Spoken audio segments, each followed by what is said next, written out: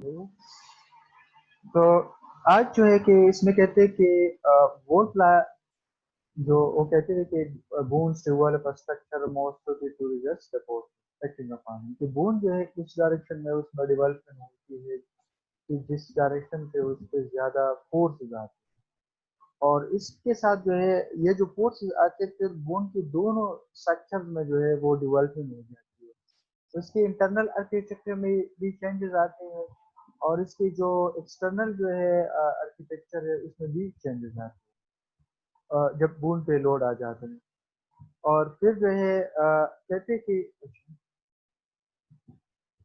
Internal internal changes जो आते हैं तो वो कैसे होते हैं कि बूंद का जो ट्रेबेकुलर सिस्टम है जो अस्टियॉन्स है इसमें जो डिपोजिशन होती है इसकी जो डेंसिटी होती है उसमें चेंज आ ये इंटरनल आर्किटेक्चर में चेंजेस आ गई और बूंद के जो एक्सटर्नल कंफर्मेशन में जो चेंजेस आते हैं तो वो एक्चुअली बूंद की शेप में चेंजेस आते हैं बूंद के डायमेंशन में चेंजेस आते हैं तो ये दो चेंजेस आएंगे फोर्स के साथ लोडिंग के साथ इंटरनल आर्किटेक्चर में भी चेंजेस आते हैं एक्सटर्नल में भी आते हैं इंटरनल में क्या रेक्टेंगुलर सिस्टम ऑस्टियंस जो इसमें डिपोजिशन में चेंज आती है उसमें डेंसिटी में चेंज आती है और एक्सटर्नल कंफर्मेशन में जो है शेप है और डायमेंशन हम पूरे इसमें चेंज आती है अच्छा बूंद में दो चीजें साथ साथ चलते रहते हैं जैसे कि मैंने बताया था कि बूंद में तीन टाइप्स ऑफ सेल्स होते हैं एक जो है इसको हम अस्टोसाइट्स कहते हैं एक को हम जो है अस्टोब्लास्ट कहते हैं एक को हम अस्टोब्लास्ट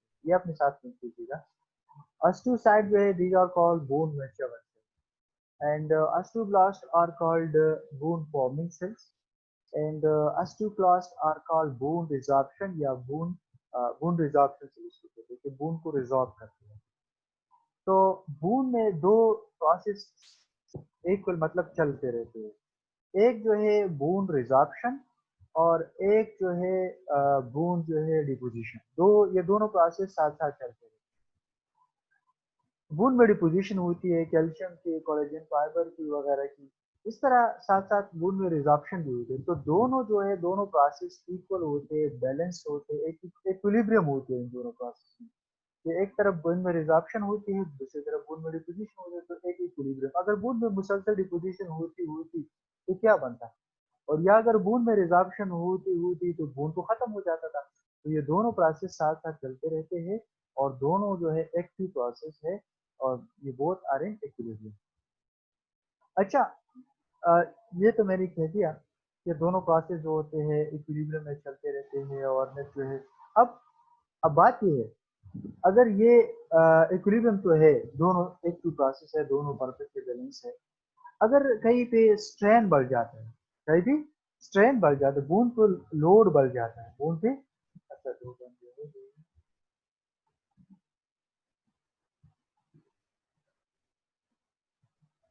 बूंद पे अगर मतलब स्ट्रेन बढ़ जाता है लोड बढ़ जाता है तो जो इक्विलिब्रियम प्रोसेस है जो इक्विलिब्रियम स्टेज है वो डिपोजिशन की तरफ ज्यादा हो जाएगा मतलब डिपोजिशन फिर ज्यादा हो जाती है और रिजॉर्प्शन इसकी बनस्बत जो है कम हो जाती है तो नेट जो है वो डिपोजिशन होगी क्योंकि बूंद पे लोड ज्यादा बढ़ जाते हैं तो डिपोजिशन ज्यादा हो जाती है तो नेट क्या होगा डिपोजिशन ज्यादा होगा अगर बूंद में बूंद जो है मतलब बूंद पे डिपोजिशन बूंद पे जो है अगर स्ट्रेन जो है स्ट्रेन की इंटेंसिटी कम हो जाती है मतलब बूंद पे फोर्सेस लोडेस कम हो जाती है तो जो रिजॉर्प्शन वाला प्रोसेस है वो ज्यादा हो जाते हैं और जो डिपोजिशन वाला प्रोसेस है वो कम हो जाते हैं तो यही कहते हैं कि डायनामिकल इक्विलिब्रियम जो है वो रिजॉर्प्शन और डिपोजिशन में होता रहता है और ताकि जो है इक्विलिब्रियम स्ट्रेंथ जो है वो अचीव करें ठीक है इस तरह बूंद में एक और प्रॉपर्टी है बूंद एज एबिलिटी टू रिमॉडल बूंद में रिमॉडलिंग की भी प्रॉपर्टी है और रिमॉडलिंग कैसे होती है कि या तो इसके जो साइज है उसमें भी चेंजेस आते हैं इसके शेप में भी चेंजेस आ सकते हैं इसके स्ट्रक्चर में भी चेंजेस और इसका फायदा क्या है ये वाल्टर कहते हैं कि बोन में रिमॉडलिंग की प्रॉपर्टी है उसके साइज उसके शेप उसके स्ट्रक्चर में चेंजेस आते हैं और ये किस लिए to meet the mechanical demands क्योंकि बोन पे तो जो मैकेनिकल डिमांड्स आते हैं तो उस मैकेनिकल डिमांड्स को पूरी करने के लिए बोन जो है वो उसमें रिमॉडलिंग होती है बोन में क्या होती है शाबाश रिमॉडलिंग होती है तो यही वोल्टला जो है कहते हैं कि वोल्टला said that remodeling of wound is influenced and modulated by mechanical। इस तरह वोल्टला भी कहती है कि वूंड में जो रिमॉडलिंग होती है वो इन्फ्लुएंस हो रही है किस पर, मैकेनिकल स्ट्रेस पर। जो स्ट्रेसेस आते हैं उस स्ट्रेसेस के मुताबिक जो है वूंड में रिमॉडलिंग इस तरह अच्छा ये तो हो गया। Load and the skeleton can be communicated bye either. अच्छा अब मसल पे लोड कैसे है? दो किस्म के लोड मतलब रिकॉर्डिंग।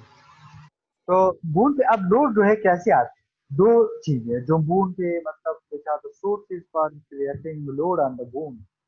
एक तो मसल है, हम जब एक एक्टिविटी करते हैं तो तो मसल पे लोड आती है क्योंकि मसल जो है दे आर अटैच्ड टू बूंद। उनके जो टेंडन है उनके ओरिजिन इंसर्शन जो है वो बूंद पे है। तो मसल जो फोर्स जनरेट कर रही है वो किधर पे पड़ेगा, बूंद पे पड़ेगा। तो ये एक बात तो ये हुई कि मसल जो लोड बूंद पे आते हैं, स्केलेटन सिस्टम पे जो बोन्स आते हैं लोड आते हैं, वो जो है वो मसल एक्टिविटी की वजह से आती है। दूसरी बात हमारी gravity is constantly continuously acting, they are attracting, gravity is attracting towards this centre of the earth, हमें नीचे की तरफ वो पुल कर रहे हैं। तो ग्रेविटी और मसल एक्टिविटी जो दो ऐसी चीजें हैं जो बोन जो स्केलेटन सिस्टम पे जो है वो लोड मतलब वो डालते हैं। अच्छा फिर कहते हैं कि एक पॉजिटिव कोरिलेशन है, एक और रिसर्च हुआ है, एक सर ने 1979 में किया था कि बोन के मास और जो बोन मास और बॉडी वेट इन दोनों का उन्होंने कोरिलेशन लिया था। तो कहते हैं कि ये इन दोनों के दरमियान एक पॉजिटिव कोरिलेशन है कि अगर हम हमारी बॉडी का जो वेट है वो बढ़ जाता है, मतलब बॉडी का वेट जब बढ़ जाता है तो बॉडी का जो बोन का जो मास है वो भी बढ़ जाते हैं। मतलब greater the body weight, greater the load on the body, greater the mass of the bone value। ये एक रिसर्च है कि एक पॉजिटिव रिलेशन है। इस तरह एक और है कि कन्वर्सली अगर हम इसके अपोजिट जाए, अगर वेटलेसनेस की बात करें, अगर एक कंडीशन अगर कि एक ऐसी कंडीशन हो जिसमें एक प्रोलॉन्ग टाइम के लिए आप बंदा वेटलेस हो जाते हैं, जैसे कि स्पेस ट्रेवल में हो जाते हैं वहां पे तो ग्रेविटी होती नहीं, बंदा बिल्कुल वेटलेसनेस में जाते हैं। तो हमने तो बात की कि बूंद की जो लोड बूंद की आती है एक मसल की वजह से आती है, एक ग्रेविटी की वजह से आती है। तो स्पेस में तो बंदा वेटलेस हो जाता है। तो वहां पे जो है फिर क्या हो जाता है, बूंद का जो मास है उसके मास में जो है वो कमी आ जाती है। और ये जो चेंजेस है ये आर नॉट कम्प्लीटली रिवर्सेबल, ये कम्प्लीटली फिर रिवर्सेबल नहीं है, इतनी आसानी से फिर रिवर्स नहीं है। ठीक है। तो वेटलेसनेस के साथ जो है बोन की जो है मास में कमी आ जाती है और greater the body weight greater the load on the body well greater the increase the bone mass. इस तरह एक और रिसर्च हुआ है कि वो कहते हैं कि inactivity has deleterious effect on the skeleton. कि जब हम इनएक्टिव होते हैं, हम कोई एक्टिविटी नहीं करते, हम डिसयूज हो जाते हैं, हम कोई गेम फिजिकल एक्टिविटी नहीं करते, तो क्या हो जाता है, बेड रेस्ट। अब ये देखिए कि bed rest induces a bone mass decrease of approximately 1% per week. अगर एक बंदा है वो एक वीक के लिए बेड में वो लेटा रहता है तो उसके बोन में जो है 1% जो है चेंजेस आते हैं, उनके मास में जो है वो उनके मास बोन का जो मास है वो रिड्यूस हो जाते हैं बाय 1%। ठीक है। एक बंदा है वो एक वीक के लिए वो लेटा रहता है तो उसकी बोन का जो मास है उसमें 1% कमी आ जाती है। ये एक रिसर्च है। ठीक है। इस तरह एक अच्छा एक और बात। अब क्या, लेट सपोज फ्रैक्चर हीलिंग हो गई और इम्प्लांट्स लगाते हैं उसके लिए। तो जहाँ पे इम्प्लांट्स लगाते हैं, इम्प्लांट्स अपने इम्प्लांट्स लगा दी, ठीक है, मेटल प्लेट्स लगा दी। तो अब देखिए 2 3 4 महीनों तक वो प्लांट्स जो है मेटल प्लांट्स जो है वो लगे रहते हैं इसमें। तो इस वक्त जो है इसके साथ जो बूंद पे जो पहले पोर्स आता था, जो लोड आते थे बूंद पे, अब ये लोड जो है उसके मेटल प्लेट्स पे आ जाते हैं। किस चीज पे आ जाते हैं, मेटल प्लेट्स जो है प्लांट्स लगे होते हैं इसके आ जाते हैं। तो आफ्टर हीलिंग, हीलिंग तो हो जाती है लेकिन बूंद का जो मास है वो कम हो जाता है। क्या हो जाते हैं, कम हो जाते हैं। प्लेट्स लगाते हैं हीलिंग के लिए, फ्रैक्चर हीलिंग के लिए। अब प्लेट्स लगा दिए तो प्लेट्स लगाने के साथ जो है वजन जो है लोड जो है स्ट्रेसेस जो है वो प्लेट्स पे आते हैं।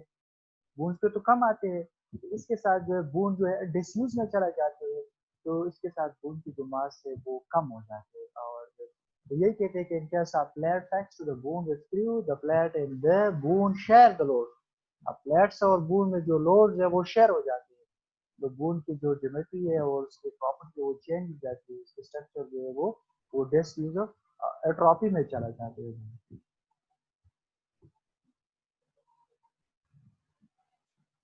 अच्छा, एक और ये पेयर कहते हैं कि bone resorption under a plate is listed, अब ये डायग्राम आप देखिए, और कहते हैं कि a compression plate made of material approximately 10 times stiffer than the bone। ये जो प्लेट्स हम लगाते हैं फ्रैक्चर की हीलिंग के लिए, उसकी जो स्ट्रेंथ है, स्टेफनेस है, वो 10 टाइम्स है देन द बून।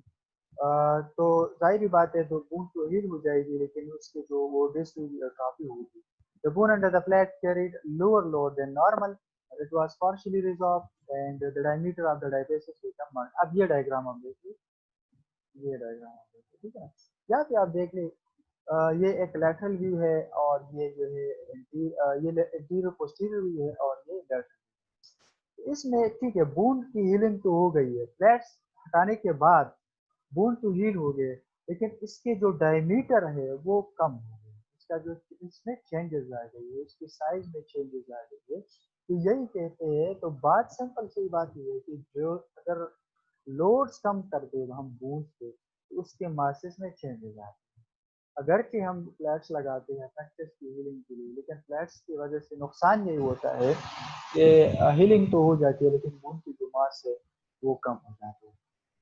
तो कहते हैं कि reduction in the size of boon diameter greatly decrease the bone strength particularly in bending and torsion. क्या हो जाता है कि बून के जो स्ट्रेंथ है, खासकर जो बेंडिंग और जो टार्जन में हेल्प करती है, वो कम हो जाती है। और कहते हैं कि 20% डिक्रीज इन बोन डायमीटर में reduce the strength and torsion of arch. अगर बोन की जो डायमीटर है अगर 20% कम हो जाता है, तो उसके जो टार्जन फोर्सेस है वो 60% कम हो जाता है।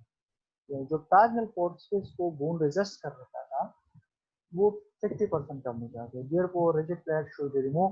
तो कहते हैं कि जो प्लेट्स हम लगाते हैं वो जल्दी हम इतना मतलब ज्यादा अरसे तक नहीं लगानी चाहिए, वो they should be remove shortly after the, जो ये फ्रैक्चर हीलिंग हो जाती है प्लेट्स को रिमूव किया जाए, ताकि वूल के साइज में जो है वो एट्रोफिकल चेंजेस ना आए। No such a decrease in whole size is usually accompanied by second. और इसके साथ नुकसान फिर क्या होगा, सेकेंडरी इसके चेंजेस क्या होंगे, ऑस्टियोपोरोटिक चेंजेस होंगे, बून जो है वीक हो जाते हैं, बून जो है सॉफ्ट हो जाता है। अच्छा, इस तरह का, और अगर आप देखिए बून के प्लेट्स, प्लेट्स हम इम्प्लांट करते हैं, प्लेट्स जो सर्जन इम्प्लांट करते हैं, तो साथ साथ ही जो स्क्रूज होती है, वह जो स्क्रूज एरिया है वहां पे बून में जो है हाइपोथ्रोपिक चेंज, और इसमें क्या होता है कि इसमें इस पे लोड आते हैं, उस स्क्रीन की वजह से उस बून्स पर जो है वो लोड आ जाते हैं। तो वही एरिया जो होते हैं वो जो है वो हाइपोट्रोपिक होता है, और जो बाकी एरिया है उसमें एट्रोफी होती है। एन इम्प्लांट में cause boon hypertrophy is it's attachment site. जो अटैचमेंट साइट है वहाँ पे क्या होगी, हाइपोट्रोफी होगी। और इसका अब ये देखिए, ये अब डायग्राम देख ले।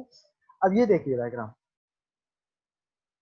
जो जहाँ जहाँ पे स्क्रू लगे होते हैं, जहाँ जहाँ पे स्क्रू लगे होते हैं, तो यहाँ पे फोर्स बोन्स पे पड़ जाता है।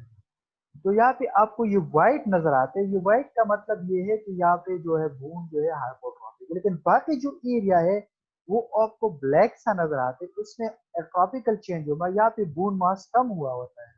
और जहाँ पे स्क्रीव एरिया है वहाँ पे जो लोड्स पड़ते हैं, तो यहाँ पे बून में हाइपोट्रॉपिकल चेंज होती है, मतलब यहाँ पे मास जो है बढ़ जाते हैं। लेकिन जहाँ पे स्क्रीव एरिया नहीं है, वहाँ पे ब्लैक ब्लैक नजर आपको नजर आते हैं, ये जाहिर करता है कि यहाँ पे ट्रॉपिकल चेंजेस आए हुए हैं, मतलब बून के मास जो है वो रिड्यूस। इस तरह डिजेनरेटिव चेंजेस भी होते हैं बून में, एज के साथ रिलेटेड डिजेनरेटिव चेंजेस है।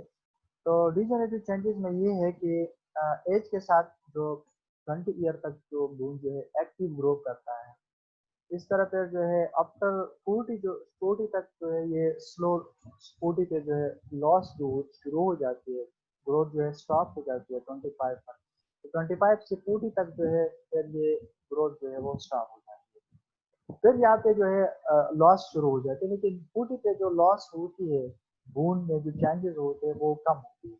फिर 50 पर जो है ये लॉस जो है बढ़ जाते हैं, और 60 और इस तरह ये कंटिन्यूस है, मतलब बून में जो है रिजॉर्प्शन जो प्रोसेस है वो बढ़ जाता है, और बून में जो है इसका मास जो है वो कम हो जाता है। तो यही कहते हैं कि a progressive loss of bone density is being observed in the part of normal aging process के साथ जो है ये resorption process जो है loss of bone जो है वो शुरू हो जाते हैं। और दोनों लैंगिट्यूडनली तो ट्रेबेकुलर सिस्टम जो है वो भी टेन हो जाते हैं, और कुछ जो है ट्रांसवर्स ट्रेबेकुलाई जो है वो भी रिजॉर्व हो जाते हैं। लैंगिट्यूडनली जो क्या होता है, ट्रेबेकुलर सिस्टम टेन हो जाती है, और ट्रांसवर्सली जो ट्रेबेकुलर सिस्टम है वो रिजॉर्व हो जाता है। तो ए में क्या मिलता है कि आपका जो कैंसीरियस वूंड जो होता है उसमें रिडक्शन हो जाए, वो रिड्यूस हो जाती है, और जो दो कार्टिकल वूंड है वो जो है वो थिन हो जाती है। तो यही पिक्चर आपको मिलती है, आपको जो इसमें होल्स नजर आते हैं, ब्लैक ब्लैक स्पॉट्स नजर आते हैं, तो यही आपको जो ट्रेबेकुलर सिस्टम है उसमें जो है वो वो रिड्यूस हो जाते हैं, रिजॉर्प्शन हो जाती है। तो आपको आप एक्सरे अब जब जो एजेड लोग होते हैं उन्हीं का आप एक्सरे ले लें, और तकरीबन 60 प्लस वाला एक बंदे का एक्सरे ले और एक यंग का एक्सरे आप ले लें और दोनों को कंपेयर कर ले, तो आप इस तरह नजर आएगा कि ब्लैक ब्लैक स्पॉट हो गए नजर आते हैं, तो ये शो करते हैं कि बून में रिजॉर्प्शन हुआ है। इस तरह एक और प्रोसेस है कि बून का जो ग्राफ लिया हुआ है कि बून जो मास है इसका, उसका कंपैरिजन लिया हुआ है एज के साथ और जेंडर के साथ, एज और जेंडर के साथ इसका कंपैरिजन। तो जो ही बंदा एज हो 60 के बाद, अब देखिए 20 तक जो है ये बून जो है ग्रो करता है, फिर 40 पर जो स्टॉप हो जाती है, इसके बाद फिर जो है डिक्लाइन शुरू हो जाती है, बून रिजॉर्प्शन हो जाती है, बून का मास जो है वो कम हो जाता है। लेकिन ये जो प्रोसेस है ये फीमेल में बेर ज्यादा है। What is the reason? Reason क्या है? फीमेल में ये होता है कि जो एस्ट्रोजन हार्मोन है, जो आफ्टर मेनोपॉज, ये जो एस्ट्रोजन हार्मोन ये तो कम हो जाता है या खत्म हो जाता है। तो इसका एक रूल है, एस्ट्रोजन हार्मोन का एक रूल है बोन की डेंसिटी को मेंटेन करने के, बोन की रिजॉर्प्शन को प्रिवेंट करने के। तो चूंकि ये एस्ट्रोजन हार्मोन जो है वो कम हो जाते हैं फीमेल में, तो इसकी बोन की डेंसिटी जो होती है फीमेल में ज्यादा, मतलब जो है कम हो जाती है बनिस्बत मेल। ये जो बंदे हैं आप देखें ना, ये ग्राफ देखिए वो जल्दी मतलब डिक्लाइन की तरफ आया है, और ये दूसरा ग्राफ जो है लिटिल थोड़ा स्लोली मतलब इसमें चेंजेस आए हैं। तो फीमेल में क्यों बून में डेंसिटी इसकी क्यों इतनी जल्द कम हो जाती है? एस्ट्रोजन हार्मोन की कमी की वजह से या खत्म होने की वजह, मेनोपॉज के बाद जो मेनोपॉज साइकिल है, वो मेनोपॉज जब शुरू हो जाती है तो एस्ट्रोजन हार्मोन कम हो जाती है, तो इसका एक इफेक्ट बून पे भी आता है कि बून की डेंसिटी और भी कम हो जाती है। इस तरह ओल्ड और यंग का कंपैरिजन किया हुआ है कि ओल्ड और यंग का, तो ये एक ग्राफ दिया हुआ है, स्ट्रेस और स्ट्रेन का ग्राफ दिया हुआ है कि बून की स्ट्रेस और स्ट्रेन का जो कंपैरिजन क्या किया हुआ है। तो ओल्ड और यंग यहाँ तक तो दोनों ठीक है, लेकिन यहाँ पे फिर क्या हो जाते हैं, यहाँ पे जो ओल्ड एजेड लोग होते हैं उनकी जो बून जो है वो ब्रेटल, या फिर वो उनमें ब्रेक फ्रैक्चर के चांसेस ज्यादा हो जाते हैं। यंग में बनिस्बत ब्रेटल जो है ब्रेटलनेस वो कम होती है, और ओल्ड एजेड जो लोग होते हैं उनकी बून जो है वो दे आर मोर ब्रेटल। तो थोड़ी सी मामूली सी बॉल के वजह से उनकी जो है वो फ्रैक्चर बन जाती है उसकी। कहते हैं कि मैं बाथरूम में फिसल गया या मतलब कहीं फिसल जाता है तो उसको फ्रैक्चर आ जाते हैं। तो यंग में जो है उनसे बून जो है ब्रेटल नहीं होती, उनको फ्रैक्चर पे कम हो जाती है। तो ये डायग्राम यूज इस तरह age related changes bone loss depend. अब ये कौन कौन से फैक्टर है जो एज रिलेटेड बोन लॉस पे डिपेंड करते हैं? तो बहुत से फैक्टर हैं। एज, एक तो जेंडर हो गया कि मेल है कि फीमेल है, ठीक है। एज हो गया कि एज के साथ जो है वो चेंजेस ज्यादा थे, बोन लॉस हो जाती है। पोस्ट मेनोपॉज, मतलब मेनोपॉज एस्ट्रोजन हार्मोन कम हो जाते हैं। इस तरह एंडोक्राइन एबनॉर्मलिटी आ जाती है, बोन बॉडी में फिजियोलॉजिकल चेंजेस। एंडोक्राइन सिस्टम का भी रूल है कि कुछ हार्मोन से वो क्या करता है, बोन में कैल्शियम डिपॉजिट करते हैं, कुछ हार्मोन जो है बोन से वो बोन को रिजॉर्ब करते हैं। तो इनमें इम्बैलेंसेस आ जाते हैं, उसमें एबनॉर्मलिटी आ जाती है, तो डायरेक्टली इफेक्ट करते हैं। सर इनएक्टिविटी, एज के साथ भी बंदा, अगर बंदा इनएक्टिव है, गेम नहीं करते, फिजिकल एक्टिविटी नहीं करते, उनकी बोन जो वीक वीक होंगे और वो उनके मास कम होंगे। डिसयूज, वो यूज नहीं करता, कैल्शियम डिफिशियंसी हो जाती है बंदे बॉडी में, किसी वजह से कैल्शियम डिफिशियंसी आ जाती है, तो खून का मास जो है कम हो जाता है। और तकरीबन कहते हैं कि over several decades skeletal mass may be reduced to 50% of original vesicular at 25%। कहते हैं कि तकरीबन सेवरल डिकेड के बाद जो है बोन जो है इसका जो ओरिजिनल वेसिकुलर वो 50% कम हो जाता है, और 25% जो है वो इसका कार्टिकल मास जो है वो कम हो जाता है। इन द फोर्थ डिकेड में क्या हो जाते हैं, women lost approximately 1.5 to 2% a year, while men lose only approximately half। अब देखिए 40 साल के बाद फोर्थ डिकेड में वुमेन जो लूज करते हैं बोन की डेंसिटी वो 1.5 to 2% पर ईयर, हर साल इसकी बोन की डेंसिटी में 1.5 से 2% तक कमी है। लेकिन मेन में क्या हो जाता है, ये जो कमी है वो 0.5 से लेकर 0.75% पर ईयर ये कमी आ जाती है।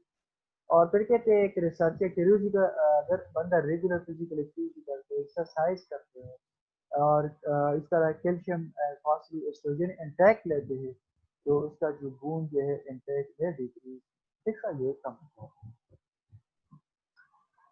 अच्छा, फिर जो है कुछ बायोमैकेनिकल